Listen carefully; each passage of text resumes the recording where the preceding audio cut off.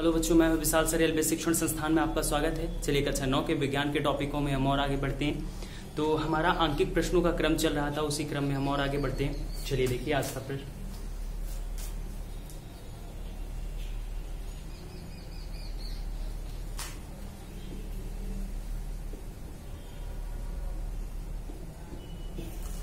कक्षा 9 विज्ञान। तो एट लास्ट हमारे 2 क्वेश्चंस बचे हुए हैं और ये दोनों प्रश्न हमारे ग्राफ ही हैं।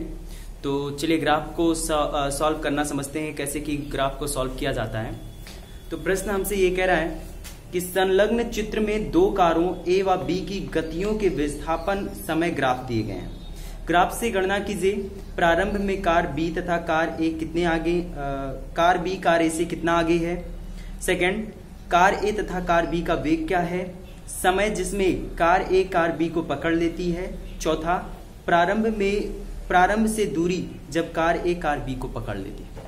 ठीक है, चलिए देखते हैं। तो ग्राफ पहले हम बना लेते हैं।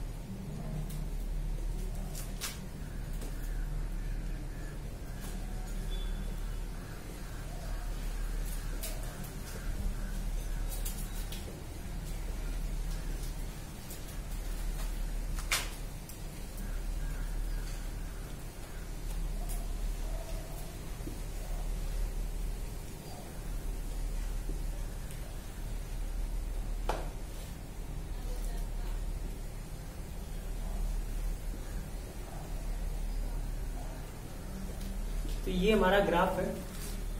ग्राफ का मतलब होता है किसी भी चीज को ग्राफ की सहायता से व्यक्त कर देना। ठीक है, जैसे ग्राफ की एक कॉपी आती है, उस ग्राफ में कुछ लाइनें बनी होती हैं एक्स और वाई एक्सिस पर। इन्हीं वाई और एक्स एक्सिस पर व्यक्त करना ही ग्राफ होता है। तो प्रश्न में हमसे कह रहा है कि ऐसे ग्राफ है और इस ग्राफ में 2 गाड़ियां हैं। एक गाड़ी है ए, दूसरी गाड़ी है बी। ठीक है, तो गाड़ी ए ऐसे चल रही है, ये हो गई गाड़ी ए। ठीक, और ये हमारी गाड़ी बी है जो कि इस पॉइंट पर एक दूसरे को कट कर रही है। ये ऐसा यहां पे एक दूसरे को कट कर रही है। ये हो गई हमारी दूसरी नंबर की गाड़ी बी। ये हमारा एक्स एक्सिस, ये हमारा वाई एक्सिस। इस पे हमको विस्थापन दिया गया है और वो भी किलोमीटर में। और इस एक्स एक्सिस पे हमको समय दिया गया है, एक्स एक्स पर समय दिया गया है और वो भी घंटे में। ठीक, तो चलिए पहला प्रश्न हमसे क्या कह रहा है कि प्रारंभ में कार बी कार से कितना आगे है। ठीक है, चलिए जरा देखिए, प्रारंभ में कार ए कार बी से कितना आगे। पहला क्वेश्चन है, प्रारंभ में कार ए कार बी से कितना आगे है, ये क्वेश्चन कर रहा है।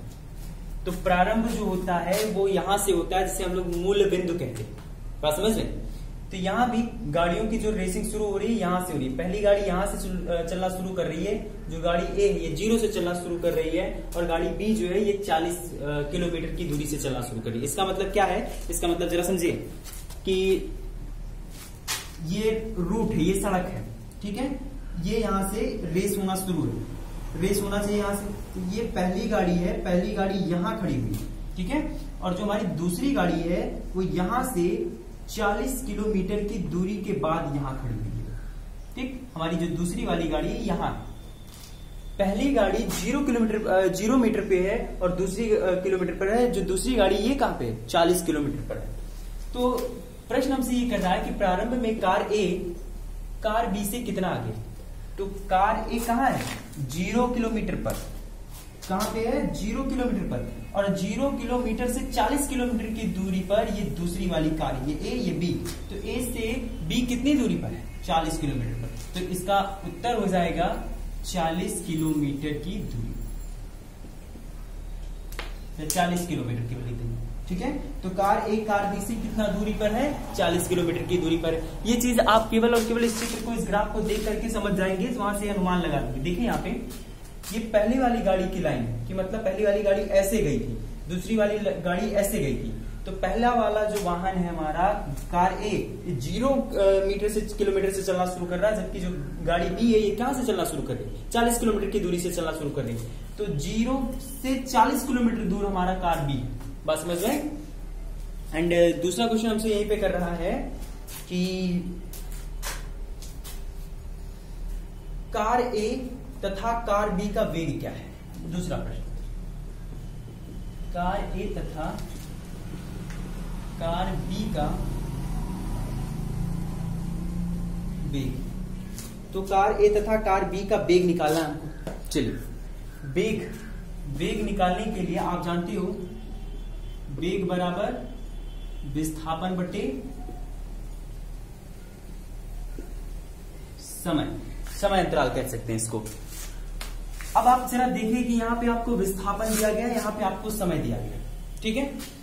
दोनों गाड़ियों को यहां पहुंचना है, एक गाड़ी यहां पहुंच रही है, दूसरी गाड़ी यहां पहुंच रही है।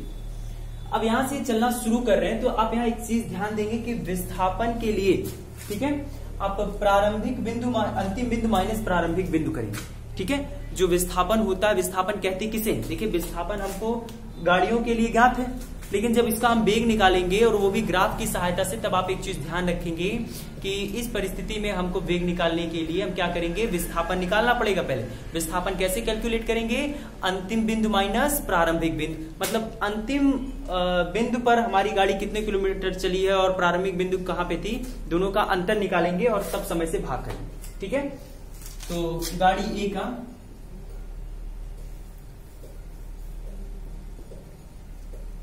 ए का वेग बराबर विस्थापन बटे समय, यहां से चलेंगे हम। देखिए विस्थापन अंतिम बिंदु माइनस प्रारंभिक बिंदु करके निकालेंगे, ठीक है। हमेशा विस्थापन आप जब भी निकालेंगे तो अंतिम बिंदु माइनस प्रारंभिक बिंदु से ही निकाला जाता है।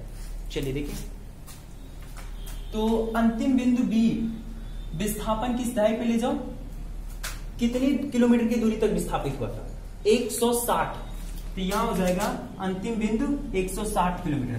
देखिए यहां से चलना शुरू कर रही है ना कार, यहां पहुंच रही है। अब इसके सिधाना पे, इसके सीध में वाई अक्ष को देखो, तो वाई अक्ष इसके सीध में किस किलोमीटर की दूरी पर पड़ रहा है, 160 किलोमीटर की दूरी पर पड़ रहा है, बात समझ रहे हैं। यानी इस कार के द्वारा अंतिम बिंदु कितने किलोमीटर की दूरी पर है 160 किलोमीटर की दूरी पर, माइनस इस कार का प्रारंभिक बिंदु कहां पे 0 किलोमीटर पर, तो प्रारंभिक अंतिम बिंदु माइनस प्रारंभिक बिंदु।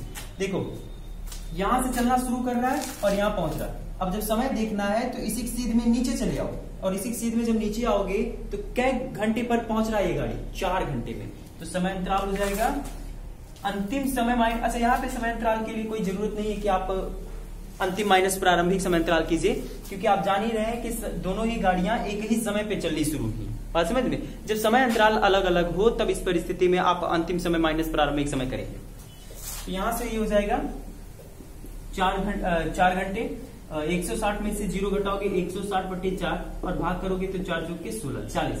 विस्थापन किसमें दिया गया, किलोमीटर में, समय किसमें है, घंटे में। तो ये जो वेग आएगा ये आ जाएगा किलोमीटर प्रति घंटा, ठीक है।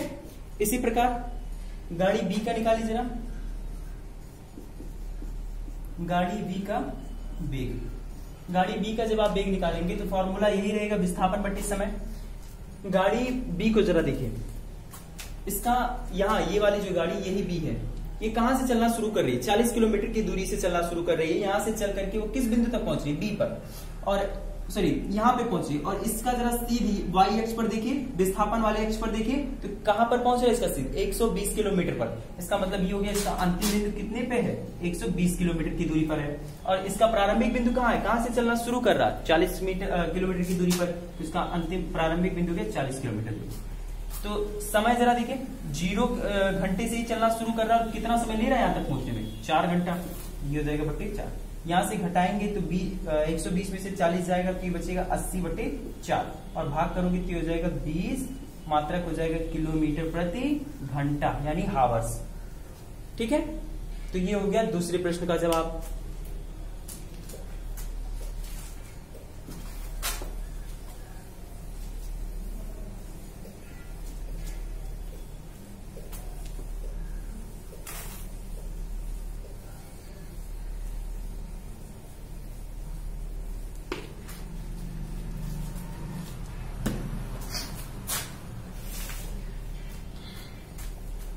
और अगला प्रश्न हमसे कर रहा है कि संलग्न चित्र में कण का ऋजुरेखीय गति के लिए वेग ग्राफ दिया गया है, निम्नलिखित के उत्तर दीजिए। चलिए देखिए, इसके वेग ग्राफ को दिया गया है,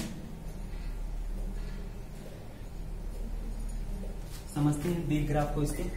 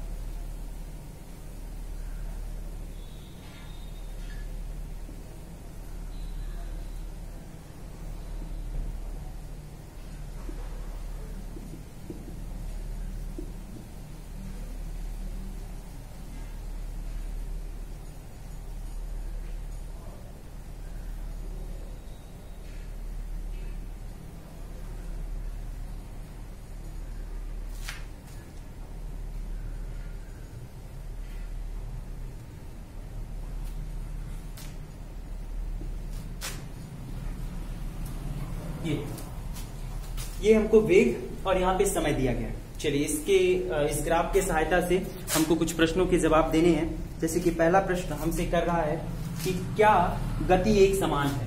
पहला प्रश्न हमसे कर रहा है क्या गति एक समान है। जरा देखो, गति एक समान होने का मतलब, पहले तो ग्राफ को समझ लो।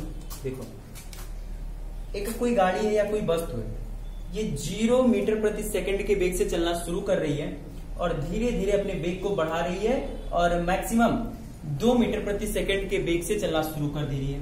इसके बाद 4 सेकंड बाद जब इसका वेग 2 मीटर प्रति सेकंड हो जाता है तो अपने वेग को ये कम कर रही है, फिर धीरे धीरे से अपने वेग को 0 मीटर प्रति सेकंड के वेग से कर दे रही है। लेकिन जरा एक मिनट यहाँ पे ये देखो कि इस गाड़ी ने 0 से 2 मीटर प्रति सेकंड का वेग पाने के लिए कितना समय लिया था, 4 सेकंड का। लेकिन फिर 2 से 0 मीटर प्रति सेकंड का वेग कम करने के लिए 2 मीटर प्रति सेकंड से 0 मीटर प्रति सेकंड का वेग पाने के लिए अब कितना समय लेगा, 2 सेकंड का। तो एक ही समय में चली गई जो दूरियां हैं ये अलग अलग हैं। दूरियां अलग अलग होने का रीजन क्योंकि इनके वेग अलग अलग है, बात समझ में। और जब इनके वेग अलग अलग होते हैं समान एक ही समय अंतराल पर जब एक समान दूरियां तय होती है तो इसे ही तो हम लोग एक समान गति कहते हैं। जबकि यहाँ ऐसा कुछ देखने को मिल रहा है, बिल्कुल नहीं। तो यहाँ पे जो गति है ये एक समान नहीं है। ये आपका उत्तर, ठीक। एंड अगला प्रश्न हमसे कह रहा है कि क्या यह एक समान त्वरित होता है।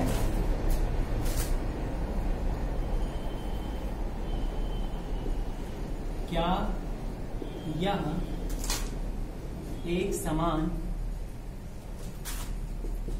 त्वरित होता है। देखो, त्वरण का माने वेग में परिवर्तन एक समान होना चाहिए। एक समान त्वरण के लिए किसी भी दो वस्तुओं में या एक ही वस्तुओं में जो वेग में परिवर्तन होना चाहिए एक समान होना चाहिए। याद जरा देखो, वेग में परिवर्तन एक समान हो रहा है क्या। 0 से 2 मीटर प्रति सेकंड का वेग प्राप्त करने के लिए इसने पहले 4 सेकंड का समय लिया था। उसके बाद 2 मीटर प्रति सेकंड के वेग को 0 मीटर प्रति सेकंड के वेग में लाने में फिर 2 सेकंड का समय ले रहा। तो पहले तो 0 पर था अब ये अपना वेग बढ़ा करके 2 मीटर प्रति सेकंड कर रहा है, तो 0 से 2 प्राप्त करने में कितने समय को ले रहा है? 4 सेकंड को। अब फिर 2 से 0 लाने में ये फिर कितने समय का कितना समय ले रहा है? 2 सेकंड का। तो जब समय अंतराल अलग अलग है तो ऐसी परिस्थितियों में इनका त्वरण अलग अलग होगा, अर्थात एक समान नहीं होगा। ठीक। अगला क्वेश्चन हमसे कह रहा है कि क्या कण की गति की दिशा बदल लेता है? देखिए, क्या कण गति की दिशा बदल लेता है? बिल्कुल नहीं। कण की गति का दिशा का मतलब ये यहाँ पे है कि ये 0 मीटर प्रति सेकंड के वेग से चलना शुरू कर रहा है और चल करके फिर उसी पोजीशन पर आ जा रहा है, 0 मीटर प्रति सेकंड के वेग पर ही आ जा रहा है। बात समझ में? तो इसका मतलब ये है कि ये अपनी कण की जो गति की दिशा ये बिल्कुल नहीं बदल रहा है। इसके बाद है अगला प्रश्न हमसे कर रहा है कि क्या कण द्वारा चली गई दूरी 0 से 4 सेकंड के बीच वही है जो 4 से 6 सेकंड के बीच में है? यदि नहीं तो उनकी तुलना कीजिए। चलिए प्रश्न लगाते हैं। कह रहा है क्या 0 से 4 सेकंड में चली गई दूरी वही है जो 4 से 6 सेकंड के बीच में है? यदि नहीं तो उनकी तुलना कीजिए। चलिए, हमको दूरी निकालने को कह रहा है। एक्चुअली यहां दूरी नहीं, विस्थापन इसको कहना चाहिए था, क्योंकि जो हमको ग्राफ दिया गया ये वेग दिया गया है। ठीक है, चलिए देखते हैं। सबसे पहली बात, इस प्रश्न का जवाब दे दो कि 0 से 4 सेकंड, 0 से 4 सेकंड यही है ना? तो सबसे पहले 0 से 4 सेकंड के बीच चली गई दूरी निकालो। 0 से 4 सेकंड के बीच का विस्थापन, दूरी कहना गलत होगा यहाँ पे, क्योंकि जो हमको ग्राफ दिया गया है ये वेग के रेफरेंस में दिया है। तो विस्थापन निकालने के लिए देखिए, आप फॉर्मूला जानते हैं, वेग बराबर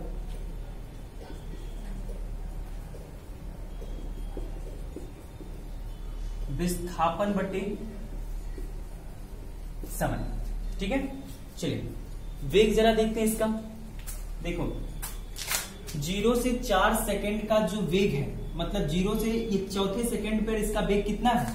2 मीटर प्रति सेकंड। यहां जरा देखो, वेग है इसका 2 मीटर प्रति सेकंड। विस्थापन निकालना है हमको। मान लेते हैं विस्थापन हमारा x है और समय अंतराल कितना लग रहा है? 4 सेकंड का।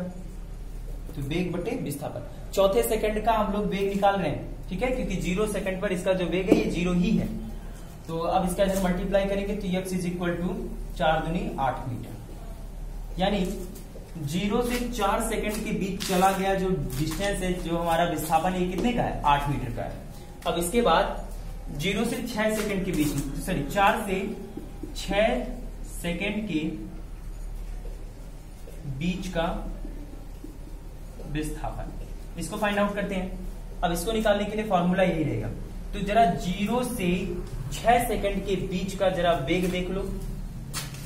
0 से 6 सेकंड का जो वेग है इसका, यहां समझेंगे जरा, 4 सेकंड पर इसका वेग कितना है? 2 मीटर प्रति सेकंड है। अब ये जरा देखिए, विस्थापन, तो वेग बराबर विस्थापन बटे समय। चौथे सेकंड पर इसका वेग कितना है? 2 मीटर प्रति सेकंड है। विस्थापन कितना है वही निकालना है, मान लेते हैं x से। समय कितना है? 4 से 6, 2 सेकंड का समय अंतराल है, बटे 2। अनुपात निकाल, सॉरी इनका इधर मल्टीप्लाई करेंगे तो x इज इक्वल टू 4। ठीक, तो 0 से 4 सेकंड के बीच जो समय अंतराल हमको जो विस्थापन होता है कर रहा है वो 8 मीटर का है, और 4 से 6 मीटर के बीच जो विस्थापन तय कर रहा है ये 4 मीटर का है। बात समझ में? ठीक है, तो आज के लिए बस इतना ही, शेष कल पढ़ते हैं।